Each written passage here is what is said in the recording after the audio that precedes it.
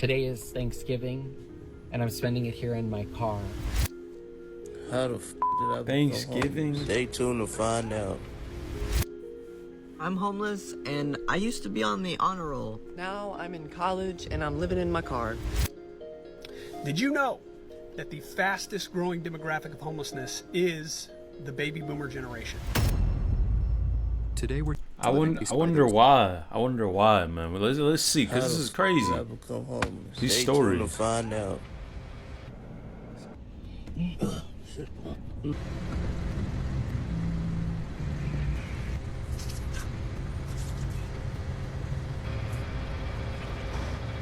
That's the number one question I get asked. To answer that question, the reason I became homeless is because there was a lot of issues with my marriage, so I moved out. I gave my wife chances after chances. There was no change.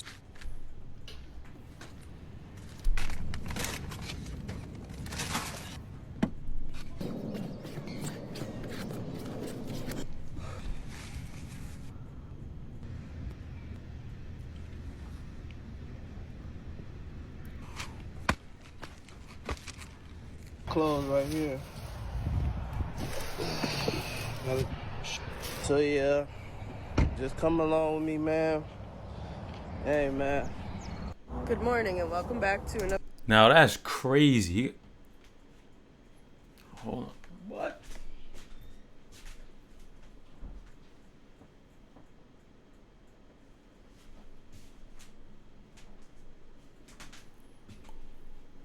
So he was in a tough situation, and he decided to leave, and he's basically choosing to be homeless.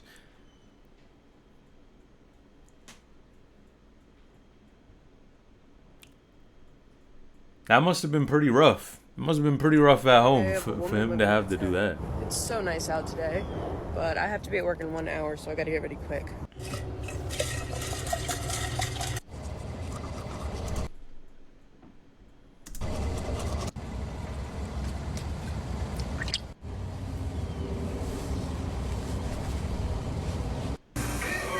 I just got off, but that shift flew by. I have to figure out what I'm gonna do with myself all day because my friend's literally coming in as I'm getting off, so I have to be alone all day again, which I hate. I want to stay in this area instead of drive all the way back to my tent because we want to do something fun when she gets off since we both have off tomorrow.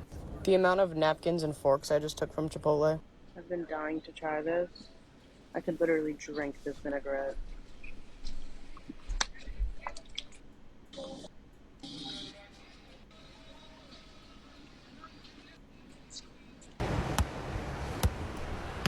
It's getting dark and I have nothing to do and nowhere to go. I cannot wait until the sun starts setting later. I just came home because I did not feel like doing anything tonight, and I didn't feel like waiting for hours for her to get off, doing nothing. Shrimp and broccoli for dinner, and then I'm going to bed because I have nothing else to do. And it is only 8:30. It's 3:30 in the morning and I wake up to police sirens. And I look to my right and my friend's not there. She had never came home from work, so I started panicking because she would never not just come home from work. I'm calling her over and over again. I'm ready to call the police, file a missing persons report. Like, obviously something terrible must have happened to her. So I jump up, put my shoes on, I'm ready to go, follow the police sirens, go look for her. And she's literally sleeping in her car right outside the tent. And I'm like, thank God. But I am so pissed at you right now. The culprit. It was kind of an uneventful day, but I'm gonna try to go back to bed, so good night. Hi there. So both people are in the same situation? Sometimes I wonder if people are just doing it for clout, to be honest. My name is Tyler, and even though I work 50 to 60 hours every week, I'm homeless living here in my car. Today is Thanksgiving, and I'm spending it here in my car. When I was being evicted from my apartment, which I paid my rent on time for 3 years, there was no help for me. Yet our government has sent over $300 billion this past year to foreign countries. And politicians like the governor of California, Gavin Newsom, just last week purchased a $9.1 million home in California, while over 200,000 people in the state of California alone are homeless on this Thanksgiving. And there's over 700,000 people across America that don't have a place to call home today. I'm homeless, and I used to be on the honor roll. Now I'm in college and I'm living in my car. I'm in Florida, and none of my family is with me here, so I'm completely alone down here. This is my first time ever, living alone. Once college is up, I'm gonna move to my brother's, and college ends in 3 months for me. I'm learning a lot here, just prioritizing my education right now. It's a music college. That's what I've wanted to do all my life, is be a musician. So I'm pursuing my dream. Thank you for everyone that stayed for my journey. Just got out of school, gonna go sleep in a car tonight. I love y'all. You asked. So I wonder, can he just not afford the housing, or what's going on? Like, he's in college, which he's trying to build skills to increase his income. I'm not sure. You could be plenty of things different. I don't know too much about the music career path, but that's kind of crazy. Like, he has 3 months pretty much that he's got to tough out. Is that by choice? Could he have had other options? Because it just kind of seems weird that his parents basically shipped him off. It could be the case, but A day in my unhoused life. I'm awake, and the PDA tension has set in, so it's time to meet the first demand. Not there yet.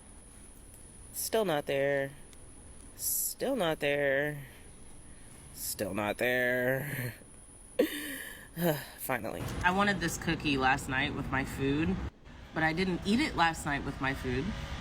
Wake up this morning and I am hungry, but I don't want the fucking cookie. You see right there where I tried to eat it? I don't fucking want it. And since it would just turn to dust in here or in here and fill my bag with crumbs, throw money in the garbage. Now it's time for me to go before all the unmelanated middle-class people get here. I try not to sleep in the same place more than 2 nights in a row, and it's my 3rd night at this park because there was no one at the library yesterday, which is super unusual and made me think they'd probably called the cops again. Everywhere in Greenville is uphill. So now I'm finna take 2 buses to the shower place, which would be about a 30-minute walk, but it's too early in the morning for that. Let's hope the bus gets here on time. They struggle. It's my lucky day. It's only 10 minutes late. Made it to the shower place. They call this place a day shelter, but I refuse to call it that. It's only open from 8 o'clock in the morning until 11. And it's nothing but a row of chairs, some showers, and some lockers. It's not a fucking shelter. 1 bus an hour is super inconvenient if you need to be somewhere on time, but I don't mind killing an hour in the air conditioning for $1.50. Could be worse. So I'm headed to my storage unit now. And I just want you guys to look at this intersection. Just look at it. I have to cross this motherfucker every time I want to come to my storage unit. And there's a button here. There's a walk sign, but do you see a crosswalk anywhere? No button on that side. Sometimes I cross over here, sometimes I cross over there, but why don't you guys let me know in the comments how you would tackle crossing this? I really feel like I'm just in the middle of the road here. Pigs are probably my biggest issue as a homeless PDA'er. I really feel like they should not be allowed to interact with us at all. I was sitting on this giant ass horseshoe bench in the plaza downtown yesterday. And this is a big ass horseshoe bench, okay? It could easily fit 25, 30 people on it, okay? And I'm the only person on this bench. So I'm laying down because I just get to this point where I'm sick of being upright. It hurts my neck and my back to continuously hold my head up. And there was no way to sit comfortably on that goddamn thing. So anyway, I laid down. And this cop comes over and he's like, excuse me, these benches are for sitting. You cannot lay on the bench. And I'm like, I was in pain, dude. And that rule didn't make any goddamn sense to me. People lay on that bench all the goddamn time. I've laid on that bench all the goddamn time in front of cops. And yet, yesterday, for some unknown reason, this cop on this day decided to have a fucking problem. And I know I was probably what? Because I didn't understand. That rule didn't make any goddamn sense. I'm the only person on the bench. Why do you care? So I know I'm looking at him So he goes, well, it's just a city ordinance, you can't, the benches are for sitting. And the first words out of his mouth, it was instant fucking PDA rage for me. Because why the fuck are you bothering me? So I really gotta sit there and be like, okay, what's gonna happen to me if I defy this cop, you know? Is he gonna write me a ticket? Is he gonna take me to jail? Is he gonna shoot me in cold blood? So I gotta like sit there and really take a beat, take a breath. Be like, fine, Chanel, it's whatever, just sit the fuck up. I really be having to stop and take a whole deep breath. And they don't like that either. They take that as defiance too. So how the fuck am I supposed to interact with 12 without getting my ass murdered? Anyway, it is 1 p.m. and I have not eaten yet. So hopefully I'll be able to do that next. I have an appointment with pain management at 2:45 today. This is the instructions that Google gave me on how to fucking get there. It involves taking a mega bus to Spartanburg and then a Greyhound back to Greenville. Google really goes nuts when you try to take public transit and it's outside public transit range. What I'm really gonna do is take 2 buses and a Lyft, which I'm low on funds and was not planning on doing today. Before you ask, yes, there is transit for doctor's appointments, but you have to call them 3 days in advance.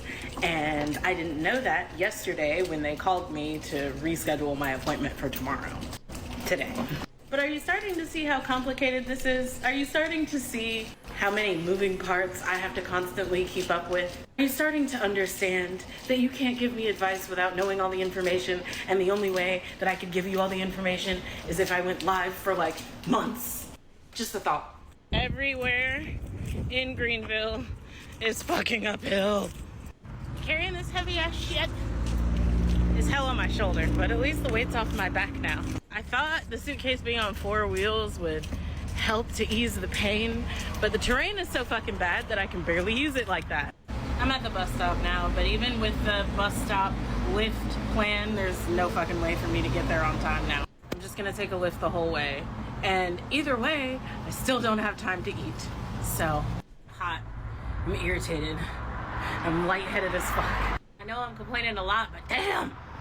So I've just arrived at the library after filming the TikTok you saw yesterday.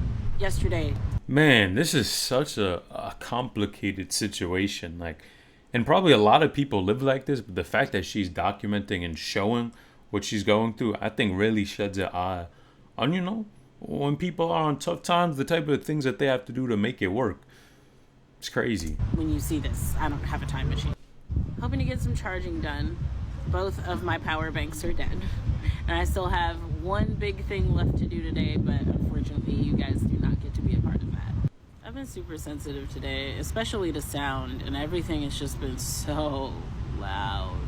I've just been walking around like this all day, just like this. So I'm ready for it to be over. I got hired this week as a mother's helper just for once or twice a week, and that's where I'm walking now. She's about 1.5 miles away from where the car is, and today she's going to have me sort through and organize the nursery and the toys, which is being paid hourly, so it did take me some time, which is good for me. Then I'm meeting Jay at the bus stop. We're going to go get lunch. I'm wearing my fuzzy socks today because we are out of clean laundry. These are my sleeping socks, and that's all I have left until we can get to the laundry.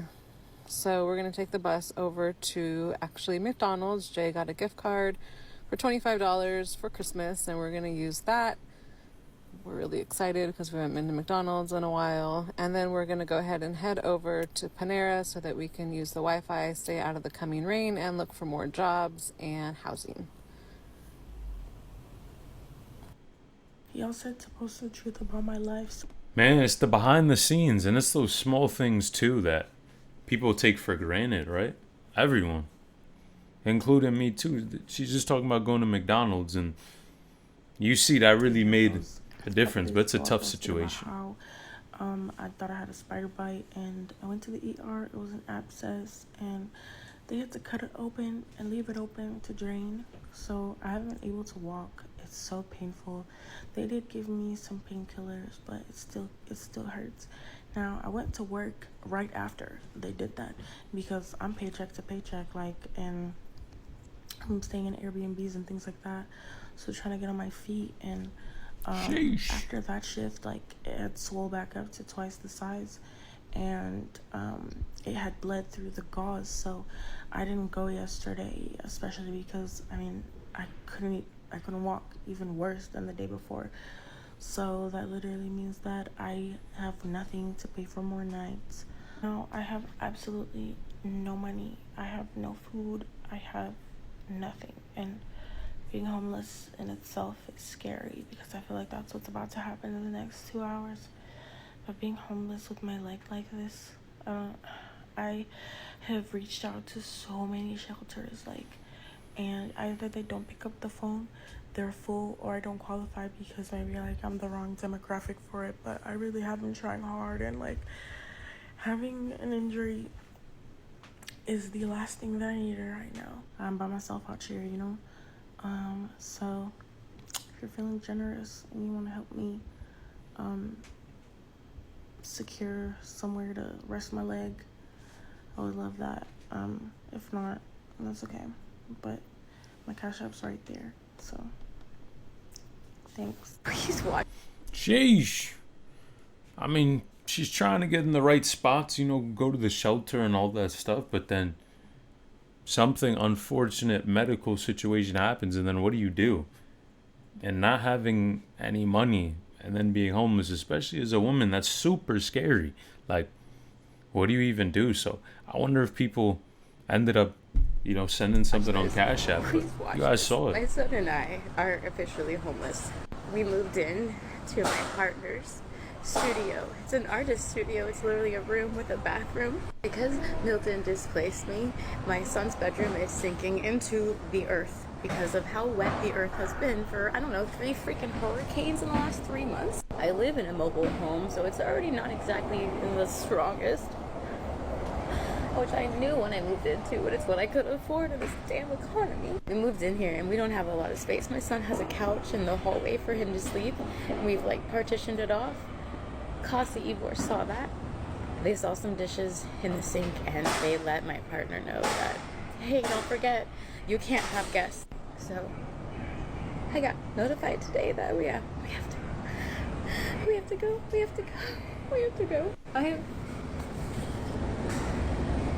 We're gonna be living in my car. And I don't have anything left. Mentally, I'm so gone. I'm so done.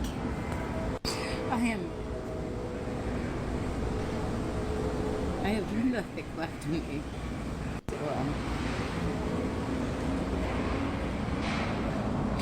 Maybe this is the day that the world ends.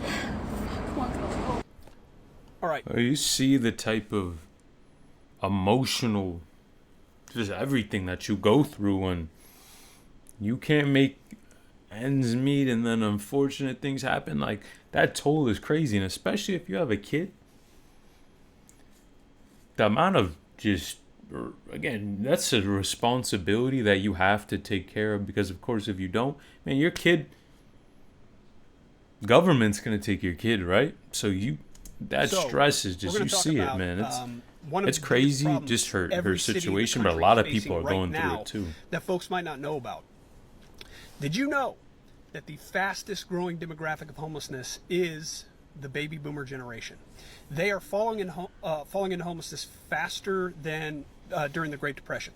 So we are not used to this. Plus, the baby boomer generation is the largest current, when you're talking about demography, it is the largest population in this country's history. So the amount of people that are in that generation that could potentially fall into homelessness is we've never seen this in this country. And we're talking about a social services system that has been pushed to the max. COVID has really pushed it as far as we ever thought it could go. So resources are limited, and when resources are limited, you have to prioritize differently.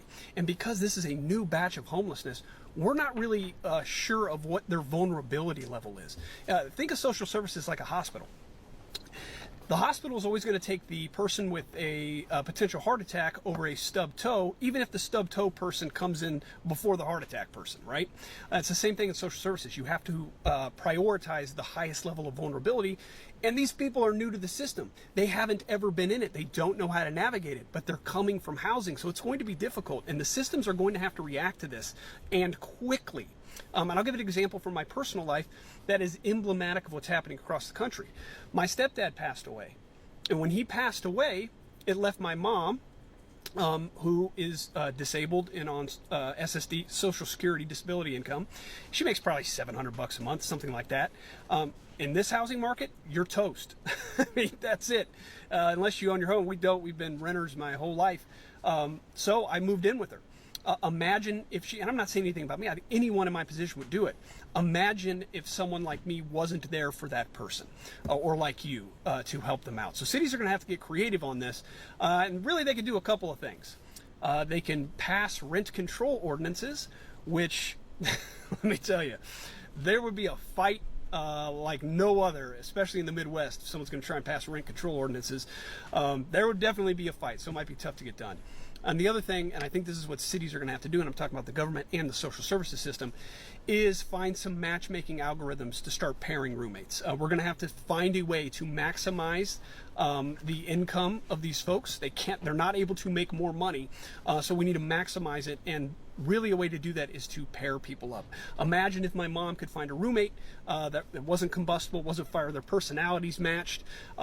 It could really go a long way, and we're going to need to be able to do this at scale. So that's the info for today. Thanks for listening, and we can end homelessness. Well, that was a... Sheesh! I never heard of that one before. That's an interesting solution to the problem. But if you do like these type of videos, man, click this next video on the screen, because you won't believe what happened.